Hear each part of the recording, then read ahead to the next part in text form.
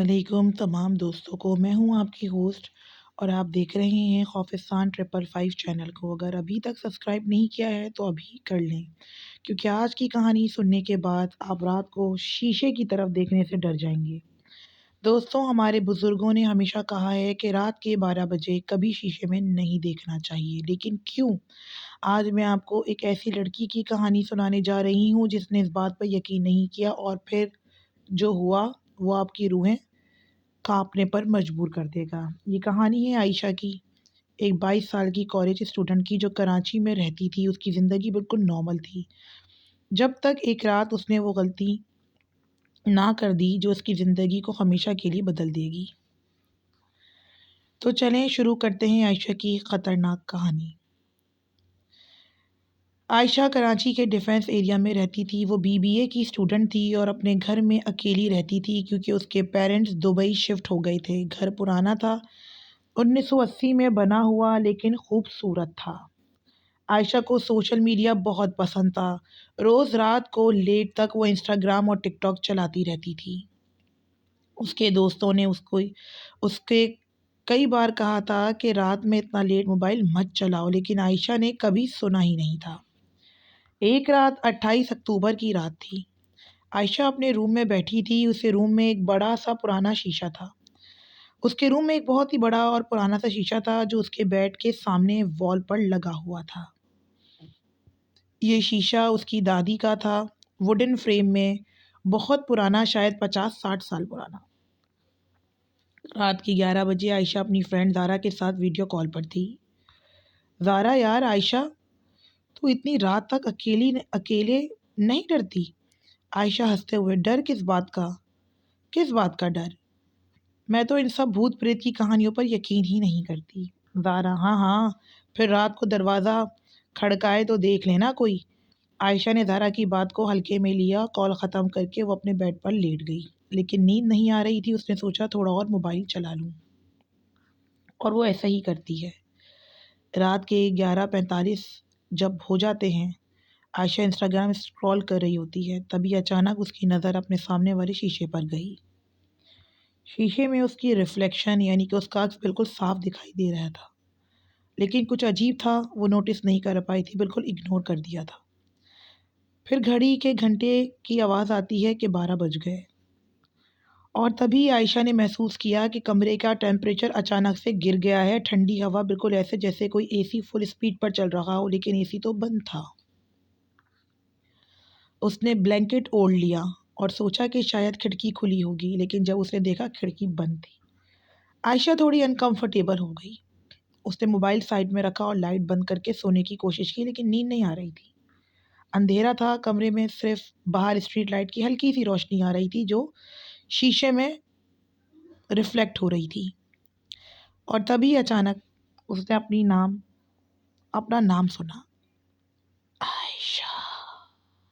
आयशा ने झटके से आंखें खोली। दिल जोर जोर से धड़कने लगा। वो चुपचाप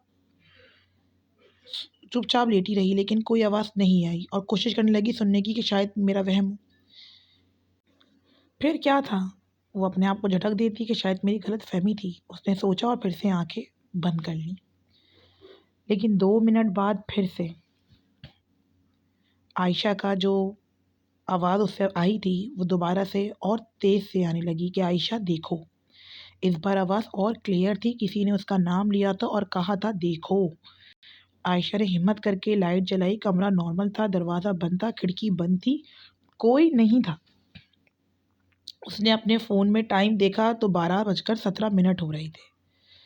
बस अब सोना है, उसने खुद से कहा। लाइट बंद की और लेट गई, लेकिन इस बार उसने गलती से शीशे की तरफ देख लिया, और जो उसने देखा उसकी सांस रुक गई। शीशे में उसकी रिफ्लेक्शन के पीछे एक साया खड़ा था। काली लंबे काली लंबी इंसान जैसी दिखती, लेकिन चेहरा नहीं था, सिर्फ एक धुंधला सा साया जो बिल्कुल उसके बेड के पीछे खड़ा था। आयशा चिल्लाना चाहती थी, लेकिन उसके मुंह से आवाज़ ही नहीं निकल रही थी। उसके हाथ पैर कांपने लगे। उसने झटके से पीछे मुड़कर देखा, लेकिन वहाँ कुछ नहीं था। फिर से शीशे की तरफ देखा, और वो साया अभी भी था, लेकिन कमरे में नहीं था। आयशा समझ गई कि ये चीज़ सिर्फ शीशे में दिखाई दे रही है, रियलिटी में नहीं है। उसने फ़ौरन ब्लैंकेट अपने सर तक ओढ़ लिया और रोने लगी। वो डर गई थी, बहुत ज़्यादा डर गई थी। कुछ देर बाद उसने हिम्मत करके ब्लैंकेट से सर झाँका। शीशे की तरफ शीशे की तरफ नहीं, सीधा लाइट के स्विच की तरफ उसने झटके से लाइट जलाई। लाइट जलते ही कमरा नॉर्मल हो गया, लेकिन आयशा की हालत ख़राब हो गई। उसने तुरंत अपनी फ्रेंड ज़ारा को कॉल लगा दी। आयशा रोते हुए बोली कि ज़ारा ज़ारा सुन, मेरे कमरे में शीशे में कुछ है। ज़ारा क्या क्या बोल रही है तू इतनी रात को? आयशा मैं सच कह रही हूँ, मैंने शीशे में कुछ देखा है। ज़ारा आयशा तू थक गई होगी, आज सो जा, सुबह बात करते हैं। लेकिन आयशा ने कॉल कॉल काट दी। उसने सोचा कि मुझे खुद देखना होगा, मैं पागल तो नहीं हो रही हूँ, या ये मुझे इसकी बात मेरे दिमाग पे सवार हो गई है, क्योंकि ज़ारा ने थोड़ी देर पहले छेड़ा ही होता है। अगली सुबह आयशा ने अपनी एक और बड़ी सीनियर फ्रेंड फ़ातिमा को सब बताया। फ़ातिमा उम्र में बड़ी थी और उन चीज़ों के बारे में उसको नॉलेज भी था थोड़ा बहुत। फ़ातिमा ने कहा, क्या आयशा तुमने रात को 12 बजे शीशे में देखा था? आयशा हाँ। मगर क्यों? फ़ातिमा पागल है क्या? कभी भी रात को 12 बजे शीशे में नहीं देखते। शीशे में वो दरवाजे होते हैं जो दूसरी दुनिया से जुड़े होते हैं। रात के 12 बजे जब दुनिया और उस दुनिया के बीच का पर्दा पतला होता है, शीशा एक्टिवेट हो जाते हैं। अगर तुम उस वक्त शीशे में तो जो उस तरफ है वो तुम्हें देख सकता है। आयशा डर के मारे, तो मतलब वो चीज़ वो तुम्हें देख रही है और अब जब तुमने उसे देख लिया है तो वो तुम्हारा कनेक्शन बन गया है। आयशा के तो होश ही उड़ गए। उसने पूछा, अब मैं क्या करूं? आज रात फातिमा बोलती है बिल्कुल 12 बजे शीशे को कवर कर देना चादर से या किसी कपड़े से, और उस और फिर उस शीशे को कभी यूज़ मत करना। अगर हो सके तो तोड़ देना। आयशा ने दिन भर सोचा। उसने डिसाइड किया कि वो आज रात शीशे को परमानेंटली कवर कर देगी। रात आई, आयशा ने तैयारी कर ली। उसने एक बड़ी सी चादर ली और 11:55 पर अपने रूम में गई। प्लान था कि 12 बजने से पहले शीशे को कवर कर देगी, लेकिन 12 बजने में सिर्फ 2 ही मिनट रह गए थे। उसके फ़ोन की बैटरी ख़त्म हो गया और तभी कमरे की लाइट भी चली गई। अंधेरा हो गया। आयशा डर गई। उसने जल्दी से अपने मोबाइल की टॉर्च ऑन करने की कोशिश की, लेकिन बैटरी डेड थी। और तभी उस अंधेरे में उसने सुना कुछ अजीब सी सरगोशियाँ जो आयशा आयशा करके थी कि हम तुम्हें देख रहे हैं, हम तुम्हें देख रहे हैं, तुम्हारे साथ हैं। आयशा की तो जान ही निकल गई। वो दरवाजे की तरफ भागी, लेकिन दरवाज़ा नहीं खुला। वो फंसी हुई थी अपने ही कमरे में अंधेरे में, और वो आवाज़ें। तभी उसने आवाज़ सुनी। शीशे पर कोई खुरच रहा था, जैसे कोई नाखून शीशे पर घिस रहा हो। आयशा ने चादर पकड़ी और अंधेरे में ही शीशे की तरफ दौड़ी। उसने शीशे पर चादर डालने की कोशिश की, लेकिन जैसे ही वो शीशे के पास पहुंची, बाहर स्ट्रीट लाइट की रोशनी में उसने शीशे में देखा।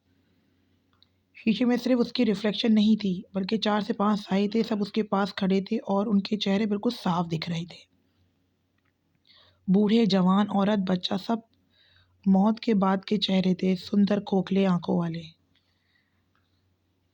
आयशा ने चिल्ला के चादर शीशे पर फेंक दी और दरवाजे को धक्का दिया। इस बार दरवाज़ा खुल गया। वो भाग कर बाहर आई। जब वो बाहर आई और सीधा बाहर रोड पर भागी। 5 मिनट बाद लाइट आ गई, लेकिन आयशा कमरे में वापस नहीं गई उस रात। अगली सुबह आयशा ने अपने रिश्तेदारों को बुलाया। उन्होंने शीशे को तोड़कर फेंक दिया। आयशा ने किसी को ये कहानी डिटेल में नहीं बताई, बस इतना कहा कि शीशे में टेक्निकल प्रॉब्लम था या कुछ था। लेकिन फ़ातिमा को उसने सब कुछ बताया। फ़ातिमा ने कहा कि आयशा तुम्हारी किस्मत अच्छी थी कि तुमने शीशे को कवर कर दिया। अगर तुम उस रात शीशे में देखती रहती ना, तो वो तुम्हें खींच लेते उस तरफ जहाँ से वापसी नहीं होती। आज भी आयशा रात के 12 बजे शीशे में देखने से डरती है। तो दोस्तों, ये थी आयशा की कहानी। ये सब कुछ सच है या सिर्फ एक कहानी, ये मैं आप पर छोड़ देती हूँ। लेकिन एक बात याद रखना, हमारे बुज़ुर्गों ने जो बताया है उसमें ज़रूर कोई वजह होती है। रात के 12 बजे शीशे में मत देखना, क्योंकि शीशे सिर्फ तुम्हारी रिफ्लेक्शन नहीं दिखाते, वो उस दुनिया के का दरवाज़ा भी हैं हो सकते हैं जहाँ से शायद वापसी ना हो। खौफिसान 555 को सब्सक्राइब ज़रूर करें। नेक्स्ट हॉरर स्टोरी जल्द ही आएगी। अल्लाह हाफ़िज़। Stay tuned with us.